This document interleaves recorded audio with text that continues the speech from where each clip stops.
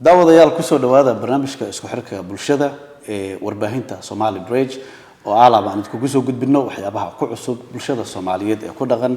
gobolka Washington gaar ahaan degmada King County. Toddobaadkan waxa barnaamijka marti noogu akhyaar naga soo booqatay ururka midowga darawalada ee gobolka Washington mudane Axmed Maxamuud iyo Maxamed Cadde. marka hore waxaan rabaa inaan soo dhawaado mudane dad badan oo waxa jira aan laga yaabo inaysan ka dhareegsanayn ama aysan ba ogeyn waxyaabaha ay qabtaan unionka waxa loo yaqaano marka bal idinka soo koobaya wax yar bal nooga taabo waxyaabaha qabataan goortii la idin aasaasay iyo mataqaanaa waxyaabihii inta caqabadihii aad la kulanteen iyo hadii bal aad noo dul mari karto adoo maadsan بسم الله الرحمن الرحيم مركا كوباد وان سلام يا دمان عد كستا او غاadho codkaygu السلام عليكم ورحمة الله وبركاته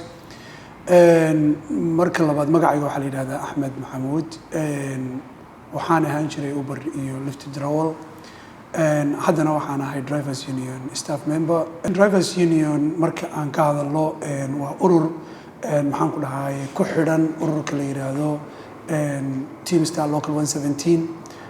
oo xafiis ku leh meeshan Takwila inta Aban cid walbana ay taqaano ururkan sababta loo aasaasayna macnaheedu waxa weeye waa in ay helaan ama xuquuq ay u helaan darawaliinta Uberka iyo Lyftiga wada taas weeye sababtii loo aasaasay marka barnaamijkeedu waa noocaas insha Allah ما شاء الله هذا ما حسنتها كل طبعا وحاجري عقبضو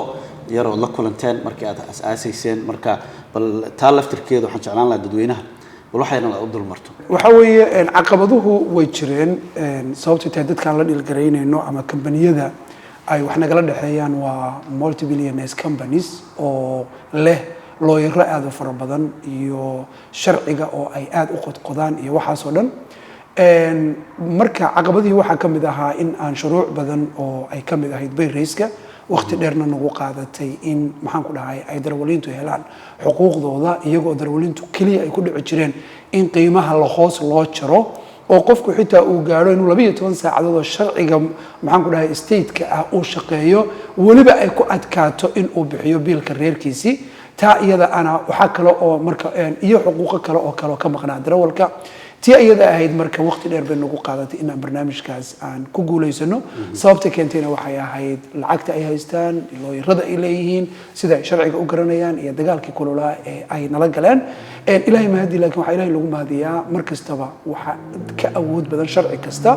midnimada iyo ismaatinka community-ga taasa waxay keentaa in la jabiyo sharci kasta oo jira laana sharciga dadka samaystay barina iyaga bedelaya marka waxay kaliya ku bedelmi kartaa waa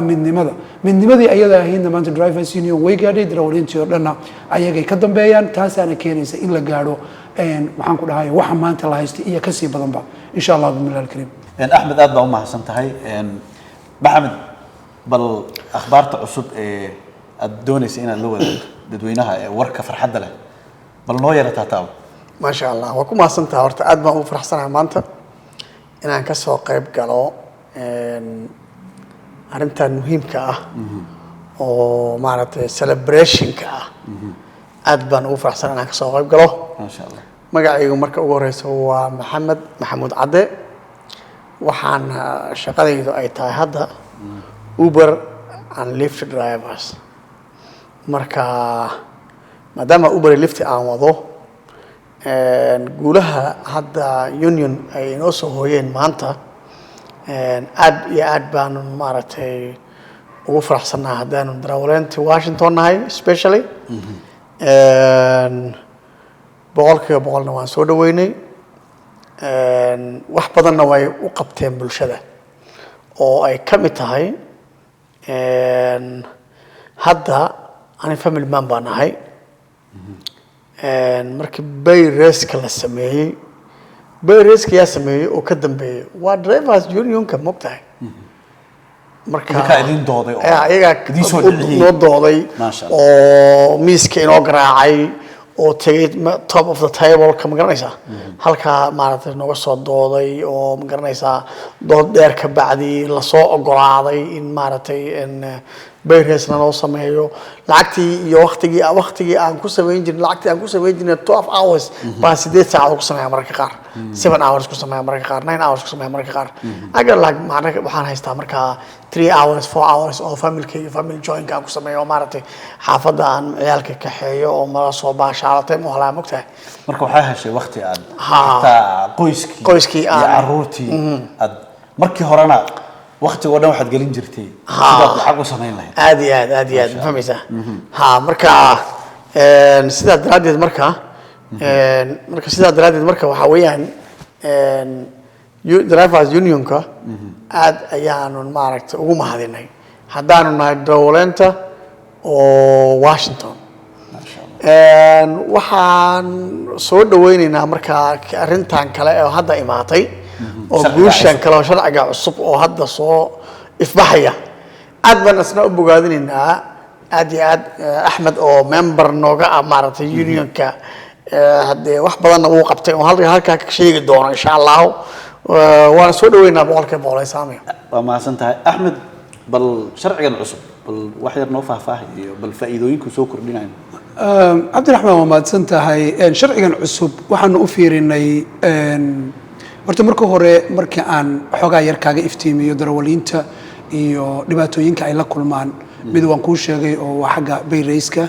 taasoo ahayd in uberku ay isku taxallujinayeen in ay dadka soo jiitaan oo darawaliinta ay xuquuqdooda maxaan ku dhahay la yacaan darawalkuna uu gaadhay heer ah markii aan sharcigan u doodaynay waxaa jiray labada professor oo ka kala socday midna uu ka socday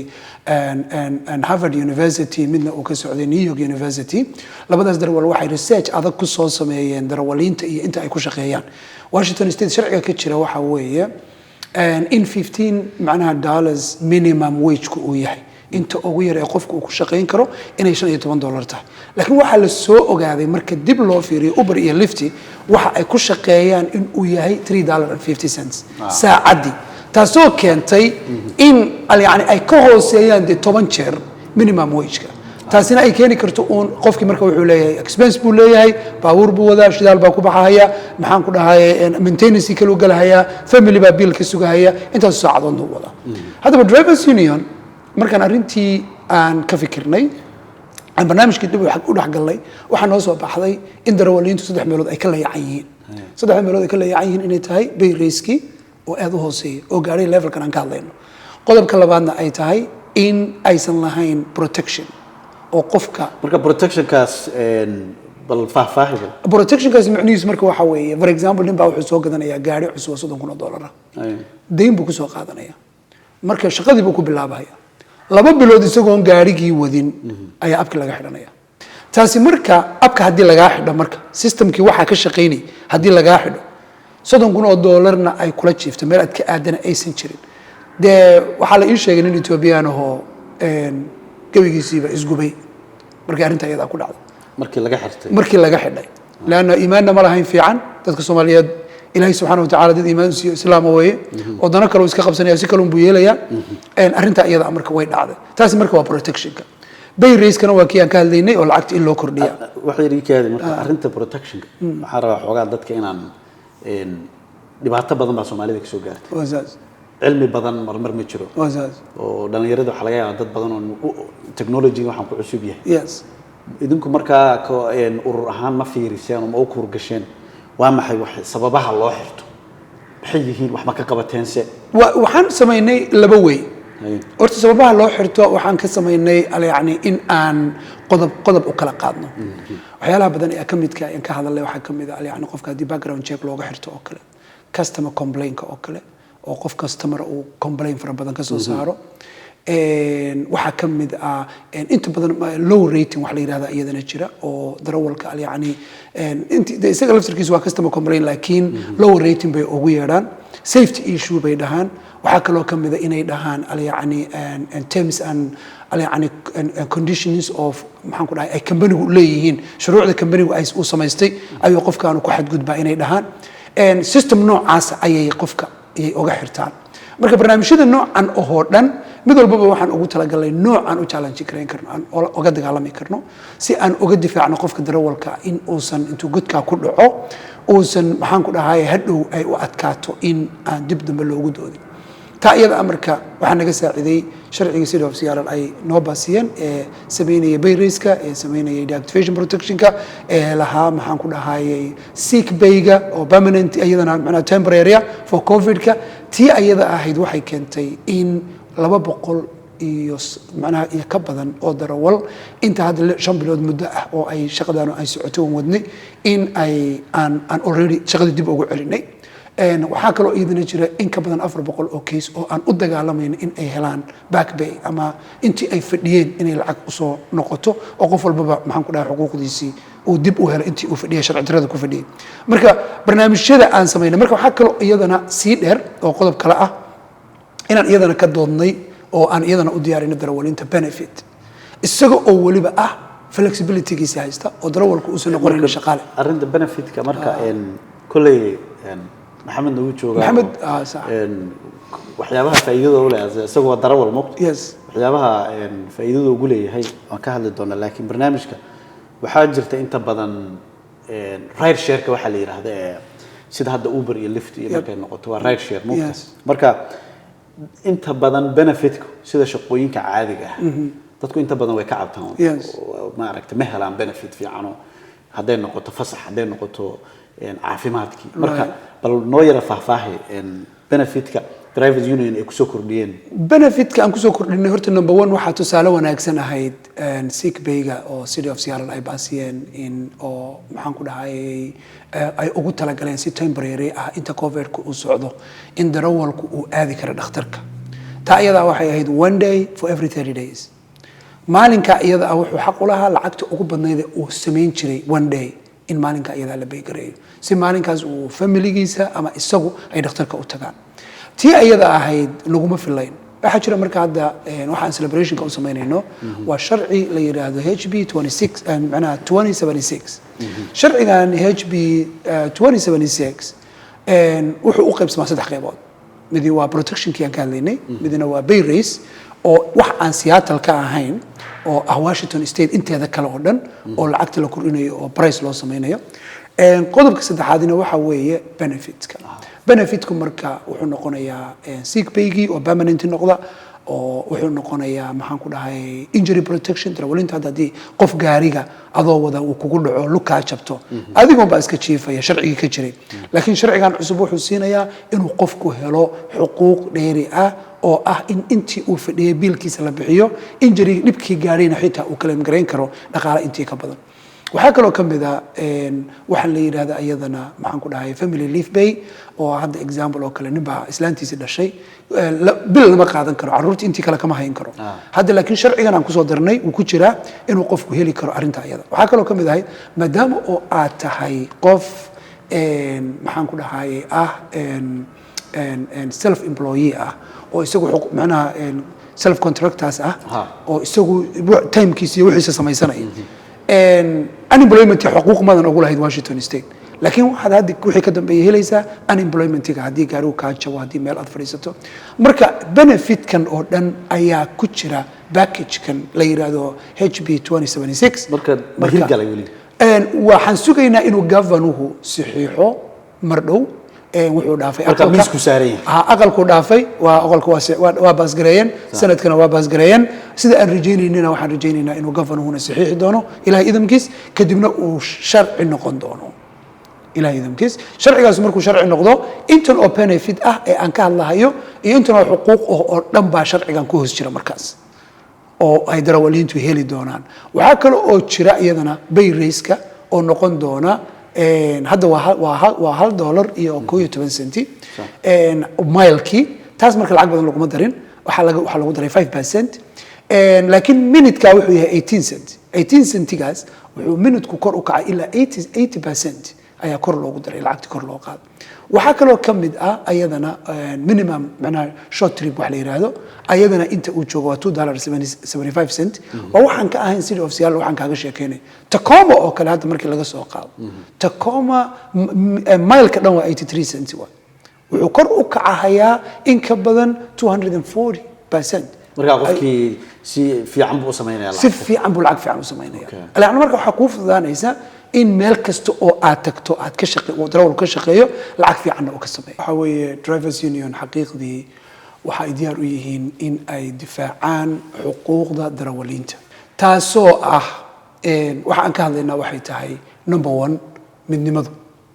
waxa kaliya wax la iskaga celiyaa waay drivers union waxay hayaan san horeba kugu sheegay istaraatiijiyadana ama balaanka aan ku socono waa 3 weeye waa in ay darawaliintu helaan bay raise ama macnaha dhaqaale shaqadooda ku filan dhaqaale kordhin ayaa waxaanu sameynay in maanta aan haysano qiimaha ugu sareeya ee nationwide Mareykan oo dhan waa magaalada ugu qiimaha sareysa waa taas waxa ka dhigay waa drivers union taas kaliya marka ma aha ma jiro meel laga helo sick bay oo aan ka ahayn Seattle waxa ka shaqeeyna waa union ma jiro oo macnaha meel laga helo deactivation protection ama qofka markii laga xidho abkii ama shaqadiisi laga joojiyo ee kambarigu uu yiraahdo shaqadii waan ka joojinay meel uu darawal ku leeyahay xuquuq uu u dagaalamo xuquuqdiisa